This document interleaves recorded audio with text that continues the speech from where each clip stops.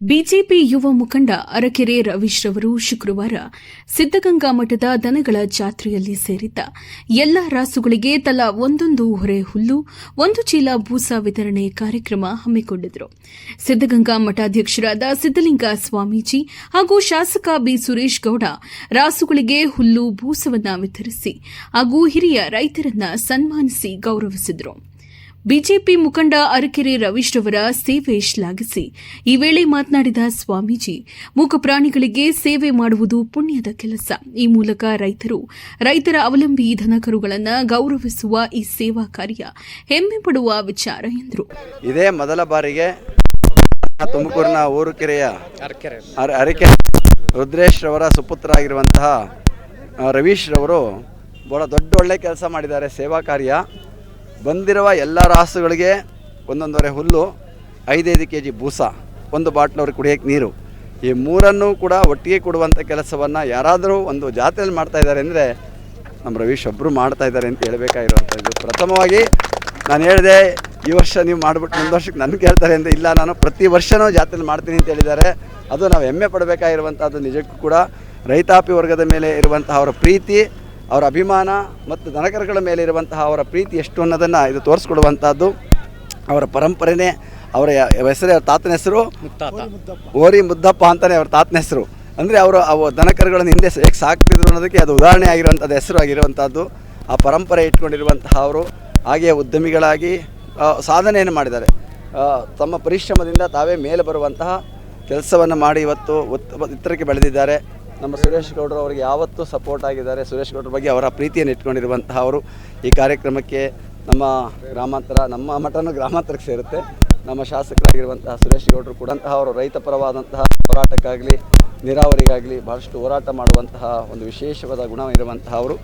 ನಾವೆಲ್ಲ ಇವತ್ತು ಸೇರಿ ನಮ್ಮ ರವೀಶ್ ರವರ ಈ ಒಂದು ಸೇವಾ ಕಾರ್ಯದಲ್ಲಿ ನೋಡೋದೇ ಒಂದು ಆನಂದ ಆಗ್ತಾ ಇದೆ. ಇವತ್ತು ನಿಜವಾದ ರೈತರು ಭಾಳ ಆನಂದ ಪಡ್ತಾ ಇದ್ದಾರೆ ಅಂತ ಹೇಳಿದ್ರೆ ತಪ್ಪಾಗಲಿಕ್ಕಿಲ್ಲ. ಉದ್ಯಮಿಯಾಗಿ, ಕೃಷಿಕರಾಗಿ ಅರಕೆರೆ ರವೀಶ್ ರವರು ನಮ್ಮ ಕೃಷಿ ಪರಂಪರೆಗೆ ಉತ್ತೇಜನ ನೀಡಲು ರೈತರು ಹಸುಗಳ ಮೇಲಿನ ಪ್ರೀತಿಯಿಂದ ಪ್ರತಿ ವರ್ಷ ಜಾತ್ರೆಗೆ ಬರುವ ರೈತರು ಹಾಗೂ ರಾಸುಗಳಿಗೆ ಇಂತಹ ಸೇವೆ ಮಾಡಲು ಆಸಕ್ತರಾಗಿದ್ದಾರೆ. ಹಸುಗಳು ಹೆಚ್ಚು ಇಷ್ಟಪಡುವ ರಾಗಿ ಹುಲ್ಲನ್ನೇ ವಿತರಣೆ ಮಾಡಿರುವುದು ವಿಶೇಷ ಎಂದು ಸ್ವಾಮೀಜಿ ತಿಳಿಸಿದರು.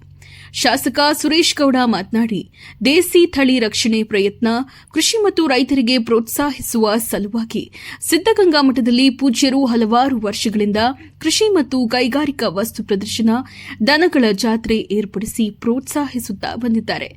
ದೇಸಿ ತಳಿ ದನಗಳ ವಹಿವಾಟಿಗೆ ಈ ಜಾತ್ರೆ ಪ್ರಮುಖ ವೇದಿಕೆಯಾಗಿದೆ. ಅಲ್ಲದೆ ಈ ಮೂಲಕ ದೇಶಿ ರಾಸುಗಳನ್ನು ಸಾಕುವ ರೈತರಿಗೆ ಉತ್ತೇಜನ ನೀಡುತ್ತಿದ್ದಾರೆ ಎಂದು ಮಠದ ಕಾರ್ಯವನ್ನು ಪ್ರಶಂಸಿಸಿದರು. ಈಗಿರುವಂಥ ನಮ್ಮ ಸ್ವಾಮೀಜಿಯವರು ನಡ್ಸ್ಕೊಂಡು ಬರ್ತಿದ್ದಾರೆ. ವಿಶೇಷವಾಗಿ ನಮ್ಮ ದೇಸಿ ಹಸುಗೆ ಒಂದು ಮಾರ್ಕೆಟ್ ಮಾಡೋದಕ್ಕೆ ಒಂದು ಜಾಗ ಬೇಕು ನಮಗೆ.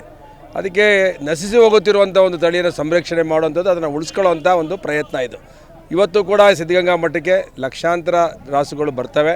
ಇಲ್ಲಿ ಸೇಲ್ಸು ಕೂಡ ಆಗುತ್ತೆ ಮತ್ತು ಒಳ್ಳೆ ತಳಿಗಳು ಕೂಡ ಬರ್ತವೆ. ಆ ತಳಿಗಳನ್ನು ಉಳಿಸ್ಬೇಕು, ಬೆಳೆಸಬೇಕು ಅನ್ನೋ ಉದ್ದೇಶನೇ ಜಾತ್ರೆ ಒಂದು ಕಾರ್ಯಕ್ರಮ. ಈ ಕಾರ್ಯಕ್ರಮ ಸಿದ್ಧಗಂಗಾ ಮಠ ವಿಶೇಷವಾಗಿ ಜಾತ್ರಾ ಕಾರ್ಯಕ್ರಮ ಭಾಳ ವರ್ಷಗಳಿಂದ ನಡೆಸ್ಕೊಂಬರ್ತಾರೆ. ಪರಮ ಪೂಜ್ಯರು ತಮ್ಮ ಅಮೃತಾಸ್ತಿಯಿಂದ ಇವತ್ತು ರವೀಶ್ ಅವರು ಮಾಡಿರುವಂಥ ಒಂದು ಪುಣ್ಯದ ಕೆಲಸವನ್ನು ಸ್ಮರಿಸಿದ್ದಾರೆ. ಮೂಕು ಪ್ರಾಣಿಗಳಿಗೆ ಸೇವೆ ಮಾಡೋದು ಬಹಳ ದೊಡ್ಡ ಕಾರ್ಯ. ಮನುಷ್ಯ ತನ್ನ ಸ್ವಾರ್ಥಕ್ಕೆ ಮಾಡ್ತಾನೆ, ತನಗೆ ಲಾಭ ಇದ್ದರೆ ಮಾಡ್ತಾನೆ. ಇಲ್ಲಿ ಬೇರೆ ಬೇರೆ ಇಡೀ ಜಿಲ್ಲೆಯಿಂದ ಬೇರೆ ಬೇರೆ ತಾಲೂಕಿನಿಂದ ಬಂದಿದ್ದಾರೆ. ಅಂಥವ್ರಿಗೆ ಯಾವುದೇ ನಿಸ್ವಾರ್ಥ ಸೇವೆ ಇದು. 5 kg ಬೂಸ ಮತ್ತು 1 ಹೊರೆ ಹುಲ್ಲು, 1 ನೀರು ಬಾಟ್ಲನ್ನು ಇವತ್ತು ಸೇವಾ ಕಾರ್ಯವನ್ನು ಮಠಕ್ಕೋಸ್ಕರ ಕಾರ್ಯ ಸ್ವಕಾರ್ಯದಲ್ಲಿ ಎರಡೂ ಇದೆ. ಅದರಿಂದ ನಾನು ರವೀಶ್ ಅವರಿಗೆ ಅಭಿನಂದನೆ ಸಲ್ಲಿಸ್ತೀನಿ. ಪರಮ ಪೂಜ್ಯರಿಗೂ ಕೂಡ ಅವರೇ ಖುದ್ದಾಗಿ ಬಂದು ಜಾತ್ರೆಯನ್ನು ನಡೆಸೋದು ಸುಲಭ ಅಲ್ಲ. ಒಂದು ಪ್ರೇರಣೆ ಕೊಟ್ಟರು. ಅವ್ರು ಬರದಲ್ಲೇ ಇರ್ಬೋದಾಗಿತ್ತು, ಆದರೆ ಅವರೇ ಸ್ವಂತ ಬಂದು ಒಂದು ಪ್ರೇರಣೆ ಕೊಟ್ಟು ಈ ಕಾರ್ಯಕ್ರಮದಲ್ಲಿ ಭಾಗವಹಿಸಿ ಈ ಕಾರ್ಯಕ್ರಮ ಯಶಸ್ವಿ ಮಾಡಿದರೆ ಸ್ವಾಮೀಜಿಯವರು ಕೂಡ ನಾನು ಹೃದಯಪೂರ್ವಕವಾದ ಅಭಿನಂದನೆಗಳನ್ನು ಸಲ್ಲಿಸ್ತೇನೆ. ಬಿಜೆಪಿ ಮುಖಂಡ ರವೀಶ್ ಮಾತನಾಡಿ, ವಿವಿಧ ಕಾರಣಗಳಿಂದ ಇಂದು ವ್ಯವಸಾಯ ಪದ್ಧತಿ ಬದಲಾಗುತ್ತಿದೆ. ಟ್ರಿಲ್ಲರ್, ಟ್ರ್ಯಾಕ್ಟರ್ ಮುಂತಾದ ಕೃಷಿ ಉಪಕರಣಗಳ ಬಳಕೆ ಹೆಚ್ಚಾಗಿ ದನಗಳನ್ನು ಕೃಷಿ ಕಾರ್ಯಕ್ಕೆ ಬಳಸುವುದು ಕಡಿಮೆಯಾಗಿದೆ. ರಾಸುಗಳ ಸಾಕಾಣಿಕೆಯನ್ನ ರೈತರು ಕಡಿಮೆ ಮಾಡಿಕೊಂಡಿದ್ದಾರೆ.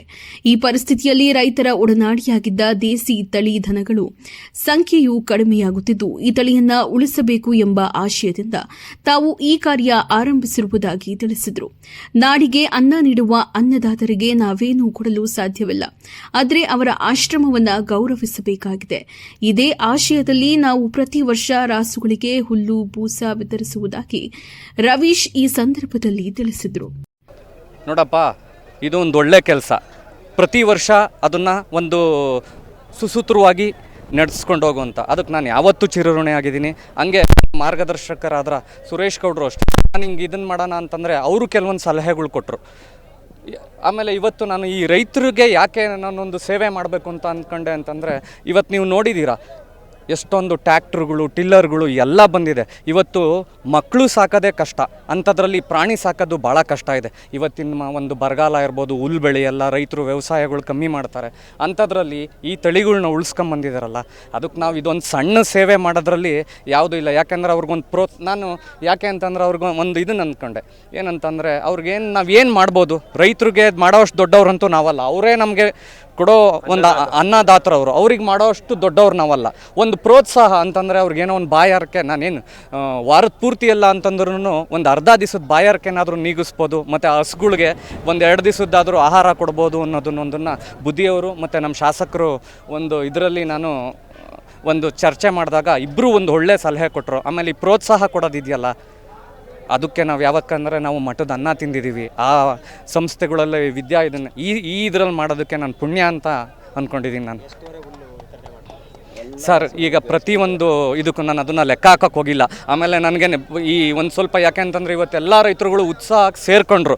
ಅದಕ್ಕೆ ನಾನು ಹೇಳಿದೆ, ನೋಡಪ್ಪ, ಯಾರಿಗೂ ಸಾಲದೆ ಬರಬಾರ್ದು, ಪ್ರತಿಯೊಬ್ಬರಿಗೂ ಇಲ್ಲ ಅನ್ನಬಾರ್ದು, ಎಷ್ಟಾದರೂ ಬರಲಿ, ಲೋಡು ಏನಾದರೂ ಇದಾಗಲಿ. ಆಮೇಲೆ ಇದನ್ನು ನಾನು ಬುದ್ಧಿಯವರು ನನಗೆ ಒಂದು ಇದನ್ನು ಮಾಡಿದ್ದಾರೆ. ಪ್ರತಿ ವರ್ಷನೂ ನಾನು ಸುರೇಶ್ ಗೌಡರು ಮುಂದಿಂತ್ಕೊಂಡೇ ಈ ಕೆಲಸ ಮಾಡ್ತೀವಿ ಅಂತ ಹೇಳೋದಕ್ಕೆ ಇಷ್ಟಪಡ್ತೀನಿ. ಈ ವೇಳೆ ಸಿದ್ದಲಿಂಗ ಸ್ವಾಮೀಜಿ ಹಾಗೂ ಶಾಸಕ ಸುರೇಶ್ ಗೌಡ್ರು ಹಲವು ದಶಕಗಳಿಂದ ಕೃಷಿ ಕಾರ್ಯದಲ್ಲಿ ತೊಡಗಿರುವ ಹಿರಿಯ ರೈತರನ್ನ ಸನ್ಮಾನಿಸಿ ಗೌರವಿಸಲಾಯಿತು. ಅಲ್ಲದೆ ಜಾತ್ರೆಯ ಎಲ್ಲಾ ರೈತರಿಗೆ ಹಸಿರು ಶಾಲು, ಕುಡಿಯುವ ನೀರಿನ ಬಾಟಲ್ ಅನ್ನು ವಿತರಿಸಲಾಯಿತು.